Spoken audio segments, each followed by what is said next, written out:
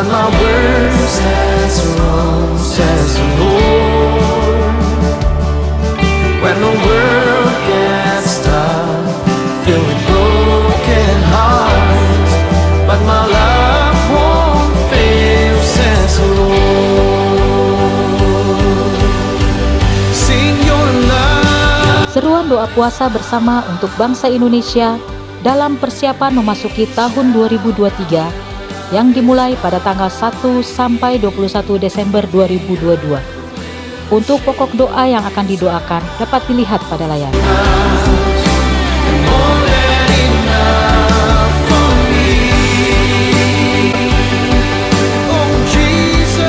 Bagi Anda yang ingin memberikan persembahan, perpuluhan atau diakonia, dapat transfer ke nomor rekening BCA atas nama GB Wow, atau Anda dapat scan QR yang tertera pada layar.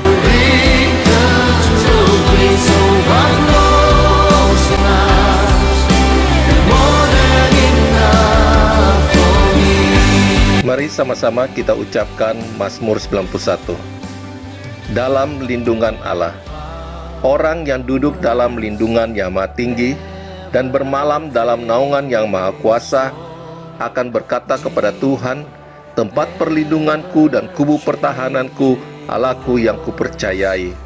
Sungguh, dialah yang akan melepaskan engkau dari jerat penangkap burung, dari penyakit sampar yang busuk. Dengan kepaknya ia akan melindungi engkau. Di bawah sayapnya engkau akan berlindung. Kesetiaannya ialah perisai dan pagar tembok. Engkau tak usah takut terhadap kedahsyatan malam, terhadap panah yang terbang di waktu siang, terhadap penyakit sampar yang berjalan di dalam gelap, terhadap penyakit menular yang mengamuk di waktu petang. Walau 1000 orang rebah di sisimu dan 10.000 di sebelah kananmu, tetapi itu tidak akan menimpamu. Engkau hanya menontonnya dengan matamu sendiri dan melihat pembalasan terhadap orang-orang fasik. Sebab Tuhan ialah tempat perlindunganmu, yang maha tinggi telah kau buat tempat perteduhanmu. Malapetaka tidak akan menimpa kamu, dan tulah tidak akan mendekat kepada kemahmu. Sebab malaikat-malaikatnya akan diperintahkannya kepadamu untuk menjaga engkau di segala jalanmu. Mereka akan menata engkau di atas tangannya, supaya kakimu jangan terantuk kepada batu. Singa dan ular tedung akan kau langkahi. Engkau akan menginjak anak singa dan ular naga. Sungguh hatinya melekat kepadaku, maka aku akan meluputkannya. Aku akan membentenginya, sebab ia mengenal namaku. Bila ia berseru kepadaku, aku akan menjawab. Aku akan menyertai dia dalam kesesakan. Aku akan meluputkannya dan memuliakannya. Dengan panjang umur akan kukenyangkan dia, dan akan kuperlihatkan kepadamu keselamatan daripadaku. Amin.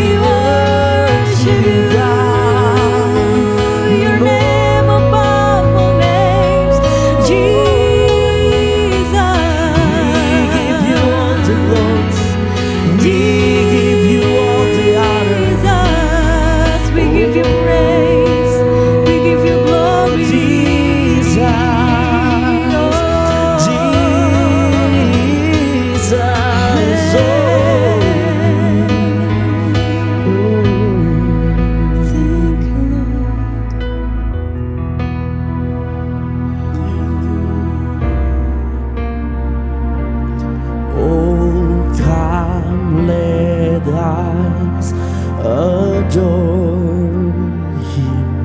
Oh, come, let us adore Him. Oh, come, let us adore Him, Christ the Lord. For you alone are worthy. For you alone are worthy. For you alone are worthy, Christ the Lord. We give you all the glory. We give you all the glory. We give you all the glory, Christ the Lord. We give you all the glory. We give you all the glory. We give you all the glory,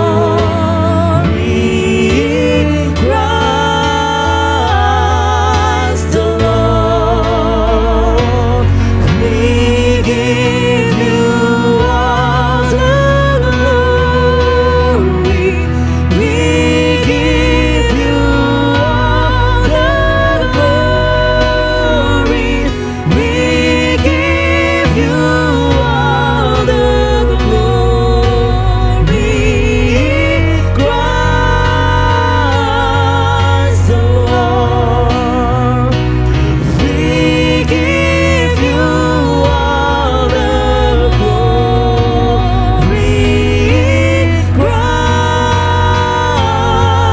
Christ the Lord.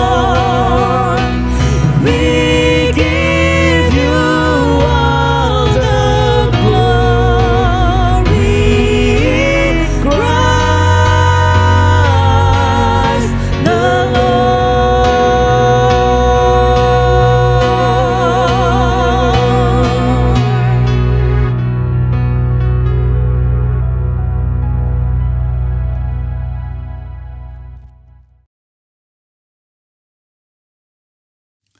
Shalom semuanya.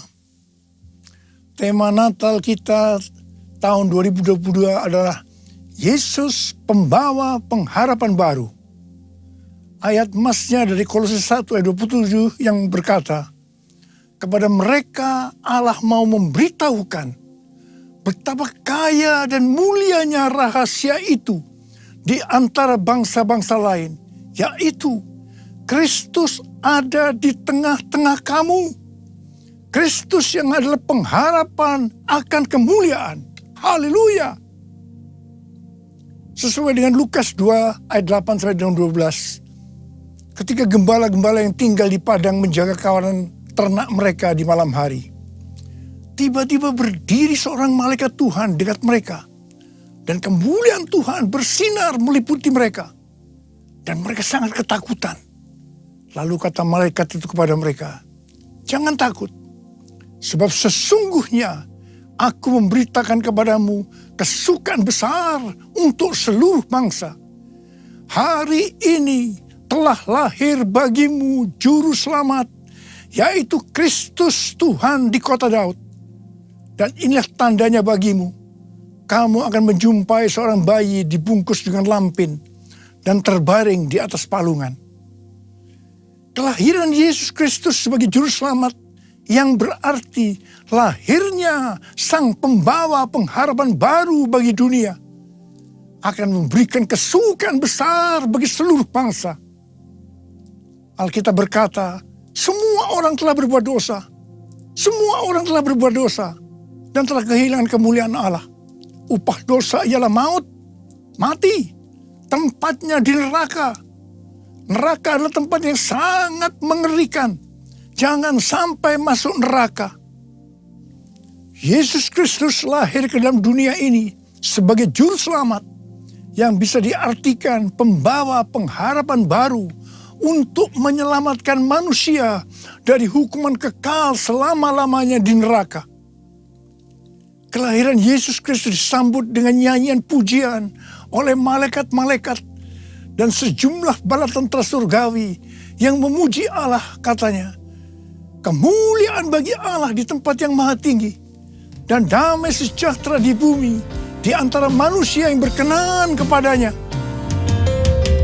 Kemuliaan bagi Allah di tempat yang maha tinggi, damai sejahtera di bumi di antara semua umat manusia yang berkenan padanya.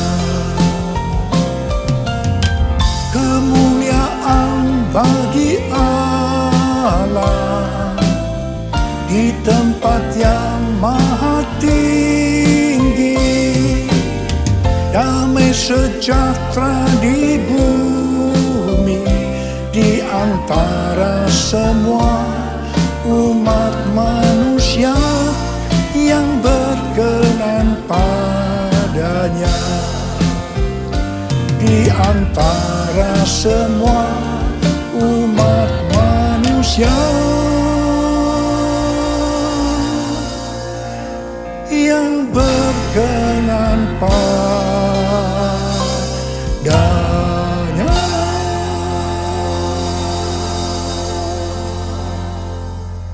Tema Natal yang Tuhan berikan ini, yaitu Yesus pembawa pengharapan baru, sangat tepat untuk mempersiapkan kita memasuki tahun 2023.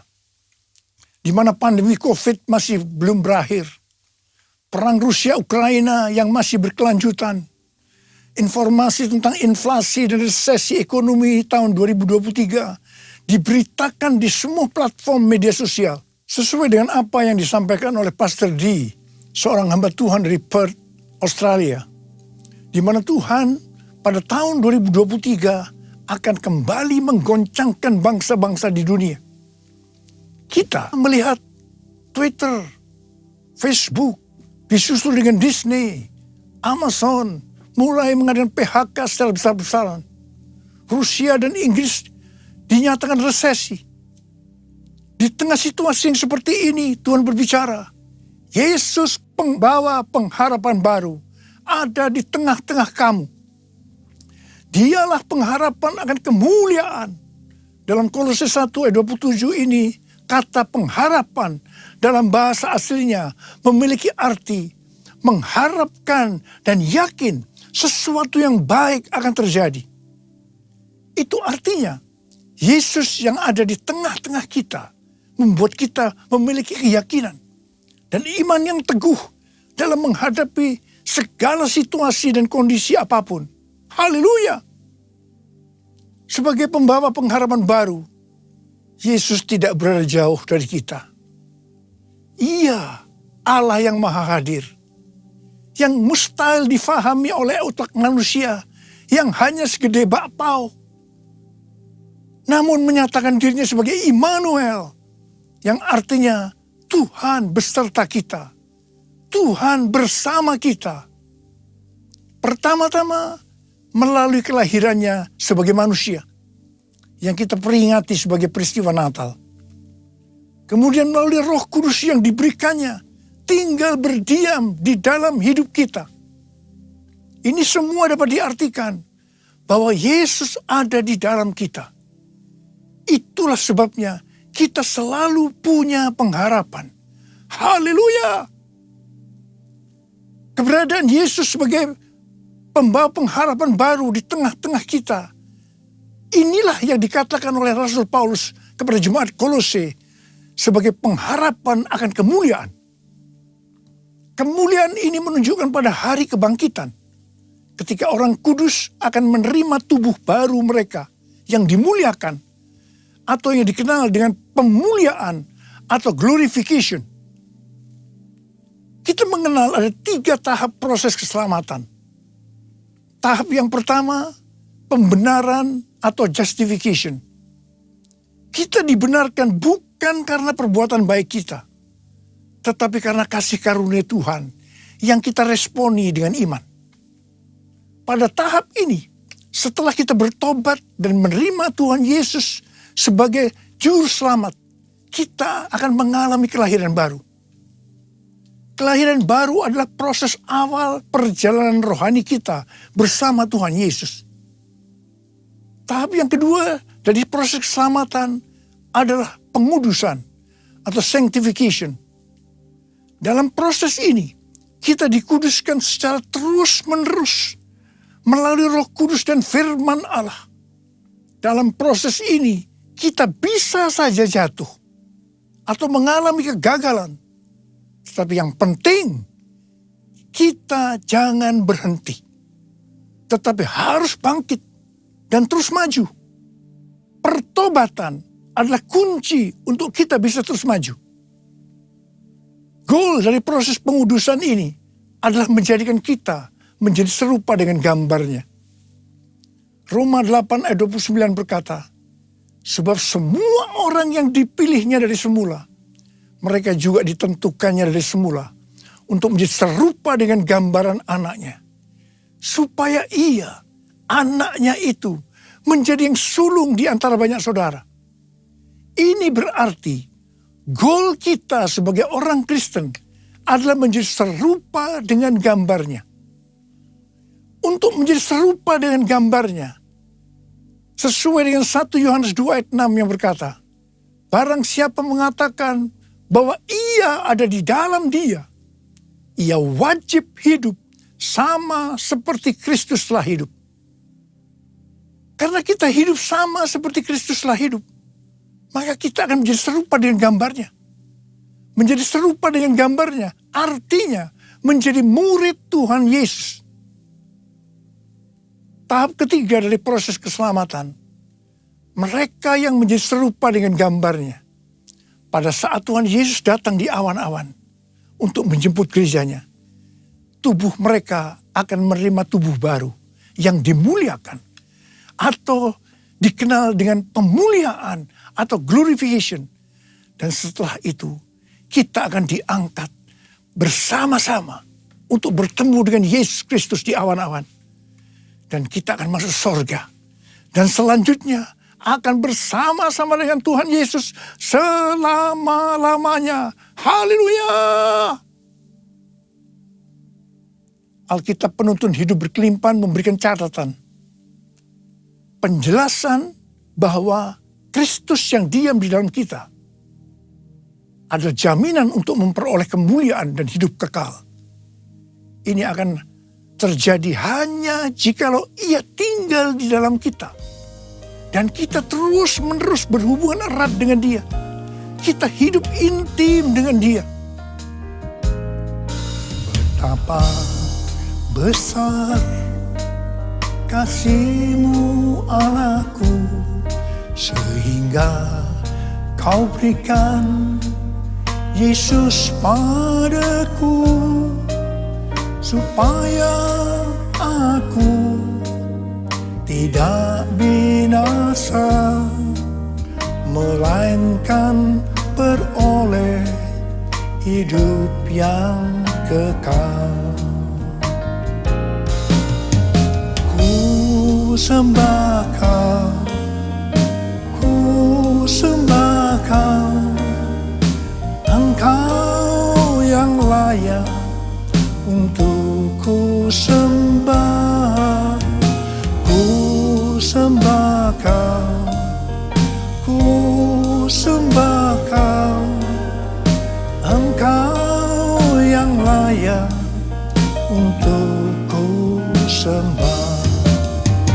Engkau yang layak, Engkau yang layak, Engkau yang layak untuk ku sembah. Perjumpaan kita dengan Yesus, pembawa pengharapan baru, akan mengubah jalan hidup kita secara radikal. Hal ini dikatakan seperti yang terdapat dalam 1 Petrus 1 ayat 3-5. Terpujilah Allah dan Bapa Tuhan kita Yesus Kristus, yang karena rahmat-Nya yang besar telah melahirkan kita kembali oleh kebangkitan Yesus Kristus dari antara orang mati kepada suatu hidup yang penuh pengharapan, untuk menerima suatu bagian yang tidak dapat binasa, yang tidak dapat cemar, dan yang tidak dapat layu, yang tersimpan di sorga bagi kamu.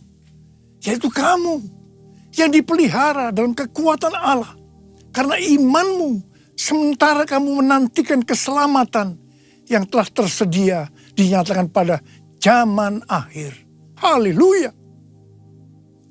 Tema Natal Sinode Gereja Betel Indonesia adalah Yesus datang untuk mengubah jalan hidupku. Dalam Alkitab, kita melihat bagaimana perjumpaan pribadi dengan Yesus membuat jalan hidup Paulus berubah. Pada waktu Paulus dalam perjalanan menuju Damsyik, dengan semangat yang menyala-nyala untuk mengancam dan membunuh murid-murid Tuhan, untuk menangkapi mereka dan membawanya ke Yerusalem, di sana justru jalan hidupnya berubah secara radikal. Paulus mengalami perjumpaan secara pribadi dengan Tuhan Yesus. Saulus, si penganiaya murid-murid Tuhan Yesus, diubahkan Tuhan menjadi Paulus, seorang murid Yesus dan rasul yang menjadikan banyak orang menjadi murid Tuhan Yesus. Ia memberitakan Yesus di rumah-rumah ibadat dan mengatakan bahwa Yesus adalah anak Allah. Perjumpaan kita secara pribadi dengan Yesus, pembawa pengharapan baru, juga harus mengubahkan kita menjadi murid Tuhan Yesus. Setelah Paulus secara pribadi mengalami perjumpaan dengan Yesus, pembawa pengharapan baru, ia berkata dalam Kolose 1 ayat 28 dan 29, Dialah yang kami beritakan, apabila tiap-tiap orang kami nasihati, dan tiap-tiap orang kami ajari dalam segala hikmat, untuk memimpin tiap-tiap orang kepada kesempurnaan dalam Kristus. Itulah yang kuusahakan dan kupergumulkan dengan segala tenaga, sesuai dengan kuasanya yang bekerja dengan kuat di dalam aku. Jadi yang Paulus lakukan setelah dia berjumpa secara pribadi dengan Yesus, pembawa pengharapan baru. Yang pertama, Paulus senantiasa memberitakan Kristus dengan segala tenaga. Tenaga yang dimaksudkan bukan dengan kekuatan sendiri, melainkan dengan kekuatan Roh Kudus yang bekerja dengan kuat dalam dirinya. Hal yang kedua, apa yang Paulus lakukan ini, dia kerjakan bukan untuk mencari keuntungan bagi dirinya sendiri, melainkan bagi kepentingan jemaat, agar mereka semua dapat bertumbuh secara rohani, serta memimpin mereka kepada kesempurnaan dalam Kristus. Ini adalah semangat untuk memberitakan Injil, semangat untuk memuridkan jemaat. Ini adalah semangat untuk menuntaskan amanat agung. Saya mengajak kita semua untuk mengalami perjumpaan secara pribadi dengan Tuhan Yesus, Sang Pembawa pengharapan baru. Saya percaya kita akan melakukan seperti apa yang dilakukan oleh Rasul Paulus. Sesuai dengan 2 Timotius 3 ayat 1 yang berkata, Ketahuilah bahwa pada hari-hari terakhir akan datang masa yang sukar. Maka di tengah-tengah situasi dan kondisi yang tidak menentu ini, di mana prediksi kondisi perekonomian tidak semakin bertambah baik, resesi ekonomi di depan mata, dan berita-berita terkait inflasi membuat kita ketakutan dan kepanikan. Ingatlah, Yesus memberikan pengharapan yang baru bagi kita. Katakan amin. Mungkin juga ada di antara kita yang bertanya-tanya, mengapa masalah-masalah datang silih berganti, seperti tidak habis-habisnya, terutama di tengah-tengah pandemi ini. Dalam hal ini Rasul Paulus menjawab dalam Roma 5 ayat 3-5 yang berkata, dan bukan hanya itu saja, kita malah bermegah juga dalam kesengsaraan kita. Karena kita tahu bahwa kesengsaraan itu menimbulkan ketekunan. Dan ketekunan menimbulkan tahan uji. Dan tahan uji menimbulkan pengharapan. Dan pengharapan tidak mengecewakan. Karena kasih Allah telah dicurahkan di dalam hati kita oleh Roh Kudus yang telah dikaruniakan kepada kita. Haleluya. Juga Roma 12 ayat 12 berkata, bersukacitalah dalam pengharapan, sabarlah dalam kesesakan, dan bertekunlah dalam doa. Di sini diingatkan bahwa dalam setiap tantangan, kesesakan, selalu ada pengharapan. Karena itu kita harus tetap bersukacita, harus sabar dan bertekun dalam doa. Mari, saya ajak saudara untuk memperkatakan Roma 8 ayat 28. 1, 2, 3. Kita tahu sekarang bahwa Allah turut bekerja dalam segala sesuatu, enak maupun tidak enak, untuk mendatangkan kebaikan bagi mereka yang mengasihi Dia, yaitu bagi mereka yang terpanggil sesuai dengan rencana Allah. Karena itu, kita harus bersukacita dalam pengharapan, karena pengharapan dalam Kristus tidak akan mengecewakan. Haleluya! Yesus datang membawa pengharapan. Yesus datang membawa kesembuhan. Kasih-Nya yang sanggup memulihkan semua yang percaya. Haleluya, haleluya, terpujilah Tuhan. Haleluya, haleluya, haleluya, amin. Haleluya, amin. Haleluya, amin. Tuhan Yesus dalam Markus 4 ayat 29 mengingatkan kita bahwa musim menuai sudah tiba. Musim menuai sudah tiba. Api Roh Kudus yang dahsyat dari Pentakosta ketiga sudah dicurahkan. Saya mengajak agar kita semua untuk percaya dan terus berharap kepada Tuhan. Tuhan sedang membersihkan gerejanya. Dosa-dosa yang tersembunyi sedang dibuka. Tuhan mau gereja Tuhan menjadi kudus, sehingga kebangunan rohani dan penuaian jiwa yang terbesar dan yang terakhir terjadi. Kedatangan Tuhan Yesus untuk kedua kalinya sudah sangat-sangat dekat. Waktunya sudah sangat-sangat singkat. Salah satu tanda kedatangan Tuhan Yesus adalah kalau amanat agung selesai. Tuhan mengingatkan bahwa tugas utama kita adalah menyelesaikan amanat agung.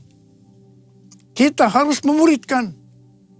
Perlu diingat bahwa yang bisa memuridkan adalah murid. Karena itu kita semua harus menjadi murid Tuhan Yesus. Sesuai dengan 1 Yohanes 2 ayat 6, bahwa murid Tuhan Yesus adalah mereka yang hidupnya sama seperti Kristus telah hidup. Karena hidup sama seperti Kristus telah hidup, maka kita akan menjadi serupa dengan gambarnya.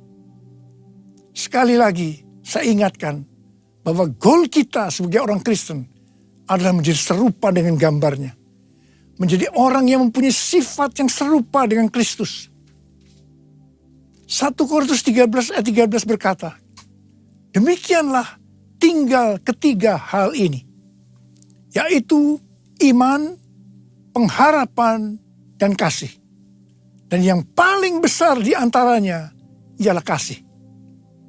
Kasih di sini artinya mempunyai sifat serupa dengan Kristus. Kasih lebih besar dari iman dan pengharapan. Jadi yang paling besar dalam kerajaan Allah adalah mereka yang mempunyai sifat serupa dengan Kristus. Yaitu mereka yang hidup saleh dan mengasihi Tuhan. Bukan mereka yang besar dengan prestasi lahiriah. untuk menjadi serupa dengan gambarnya, kita harus mempunyai iman yang kuat dan pengharapan yang kuat kepada Tuhan. Sekali lagi saya ingin mengingatkan kepada kita bahwa hanya mereka yang serupa dengan gambarnya, yaitu murid Tuhan Yesus saja yang akan masuk surga. Waktu kedatangan sudah semakin dekat. Mari kita semakin serius untuk mempersiapkan diri, untuk menjadi murid, menjadi serupa dengan gambarnya. Sehingga pada saat dia datang di awan-awan, kita akan ikut dalam pengangkatan. Dan selanjutnya masuk surga bersama Tuhan Yesus. Tema Natal tahun 2022, Yesus pembawa pengharapan yang baru, mengingatkan kita semua akan perbuatan yang besar dari Tuhan Yesus kepada kita semua. Karena semua orang telah berbuat dosa dan telah kehilangan kemuliaan Allah. Upah dosa adalah maut, mati. Tapi dia, Yesus yang tidak berdosa, telah dijadikan dosa oleh karena kita. Dia harus turun dari surga mulia, menjelma menjadi manusia, mati ganti kita, menyelamatkan kita dari hukuman kekal selama-lamanya. Tuhan Yesus luar biasa, perbuatannya besar, perbuatannya besar, perbuatannya besar, perbuatannya besar, perbuatannya besar. Pujilah namanya. Perbuatannya besar. Perbuatannya besar. Haleluya. Perbuatannya besar. Puji Tuhan. Perbuatannya besar. Pujilah namanya. Pujilah Tuhanku dengan segenap hatiku, pujilah namanya. Pujilah Tuhanku, pujilah Tuhanku dengan segenap hatiku, pujilah. Sembah dia, sembah dan puji dia, sembah dan puji dia, sembah dan puji dia, Sang Raja. Mari kita sembah dia. Kita berbahasa roh saat ini. Berbahasa roh, berbahasa roh. Sembah dia, sembah dia. Oh Tuhan terima kasih, Tuhan terima kasih, Tuhan terima kasih. Oh Tuhan, sembah dan puji dia, sembah dan puji dia, sembah dan puji dia, Sang Raja. Sembah dan puji dia, Sang Raja.